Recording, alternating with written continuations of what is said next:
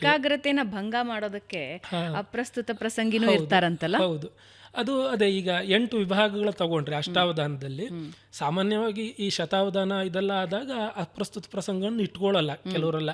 ಅಂದರೆ ಅದು ಡಿಸ್ಟರ್ಬೆನ್ಸ್ ಜಾಸ್ತಿ ಆಗತ್ತೆ ಅಂತ. 100 ಪ್ರಶ್ನೆಗಳು ಬರ್ತಾ ಇರುತ್ತೆ, ಅದನ್ನ ನೆನಪಲ್ಲಿ ಇಟ್ಕೊಳ್ಳೋದು, ಅದ್ರ ಜೊತೆಗೆ ಇದು ಅಂತ.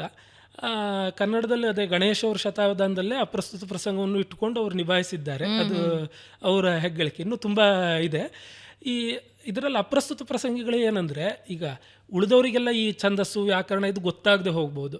ಆದರೆ ಅಪ್ರಸ್ತುತ ಪ್ರಸಂಗಿಗಳು ಕೆಲವು ತಮಾಷೆಯ ಪ್ರಶ್ನೆಗಳ ಮೂಲಕ ಜನರನ್ನು ಸೆಳೀತಾರೆ. ಅವಧಾನಿಗಳಿಗೆ ಒಂದು ಕ್ಷಣ ಈ ಪದ್ಯವನ್ನು ಬಿಟ್ಟು ಅವರ ಕಾನ್ಸಂಟ್ರೇಷನ್ ಡೈವರ್ಟ್ ಮಾಡೋದಕ್ಕೆ ಟ್ರೈ ಮಾಡ್ತಾರೆ. ಹೀಗೆ ಆ ಥರ ನಡೆಯುತ್ತೆ. ಇದು ಸಾಹಿತ್ಯ ಅವಧಾನ ಸ್ಥೂಲವಾದ ಸ್ವರೂಪ ಇದು. ಇನ್ನು ಬೇರೆ ಬೇರೆ ಸಂಗೀತ ಅವಧಾನಗಳಿವೆ, ನೃತ್ಯಾವಧಾನ ಇದೆ, ಚಿತ್ರಾವಧಾನ ಇದೆ, ಗಣಿತಾವಧಾನ ಅಂತಿದೆ. ಈ ಥರ ಹಲವು ವಿಭಾಗಗಳಿದೆ. ನಾವು ಜೈನರಲ್ಲಿ ಇದನ್ನು ಮೊದಲು ಕಾಣೋದು ಈ ನೆನಪಿನ ಶಕ್ತಿಯ ಅವಧಾನಗಳು.